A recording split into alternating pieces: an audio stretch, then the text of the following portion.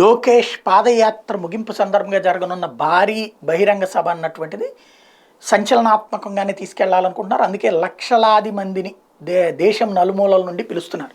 అటు ఒరిస్సా, కర్ణాటక, మహారాష్ట్ర తదితర ప్రాంతాల నుంచి కూడా తెలుగుదేశం అభిమానులు రాబోతున్నారు. అంత భారీ ఎత్తున వేస్తున్నారు.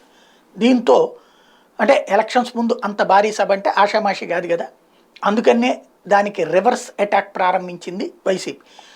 అందులో లోకేష్ ఇప్పుడు సభ నిర్వహించబోతున్నటువంటి భూమి గతంలోనే వివాదాస్పదమైనటువంటి భూమి అంటూ దాని మీద పెద్ద ఎత్తున స్టోరీ హైలైట్ చేసింది సాక్షి. ఉత్తరాంధ్రలో జాతీయ రహదారికి అనుకున్న 100 కోట్ల విలువైన భూములు అవి.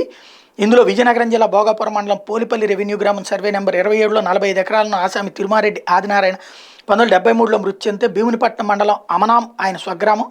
ఆ భూములు కాజేసేందుకు తిరుమల రెడ్డి ఆదినారాయణ అతని కొడుకు రమేష్ అనే వ్యక్తులను టీడీపీ నేతలకు బినామీలుగా వ్యవహరించే పులవర్తి సుబ్రహ్మణ్యం నకిలీ ధృవపత్రాలతో రంగంలోకి దించాడు.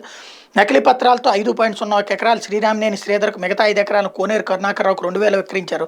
అనంతరం దీని మీద పూర్తి స్థాయి విచారణ జరిపిన ఆర్డీఓ ఆ పట్టాదారు పాస్ పుస్తకం టైటిల్ లీడ్స్ బోగస్ అని తేల్చారు. 2000 సంవత్సరంలోనే తహసీల్దార్ ఆర్డీఓ సంతకాలను ఫోర్జరీ చేశారని నిర్ధారిస్తూ దీని మీద చర్యలు తీసుకోవాలి. 2005లోనే ఆర్డీఓ ఉత్తర్వులు జారీ చేసిన టీడీపీ నేతలు అడ్డుపడ్డారు అన్నటువంటి వార్తని ఇక్కడ ప్రధానంగా హైలైట్ చేసింది. ఇందులో డౌట్ ఏంటంటే 2005లో ఉన్న ప్రభుత్వం ఎవరు? 2004 వరకు చంద్రబాబు ప్రభుత్వం ఉంది, వాళ్ళు ఏదో చేశారు. 2005 తర్వాత 4 తర్వాత ఎవరు ఉంది? రాజశేఖర రెడ్డి కదా. 2014 దాకా ఆయనే ఉన్నారు కదా, 9 దాకా ఆయనే ఉన్నారు కదా. ఆ తర్వాత కాంగ్రెస్ గవర్నమెంట్ కదా ఉంది. ఎందుకని చేయలేదు? తర్వాత మొన్న 19 నుంచి జగన్ వచ్చారు కదా, ఎందుకని వాటిని స్వాధీనం చేసుకోలేదు? మరి లోపం ఎక్కడుంది? ఇక్కడ లోకేష్ మీద అటాక్ చేయడానికి మాత్రమే ఈ వార్తను వాడుకుంటే ప్రయోజనం ఏంటి?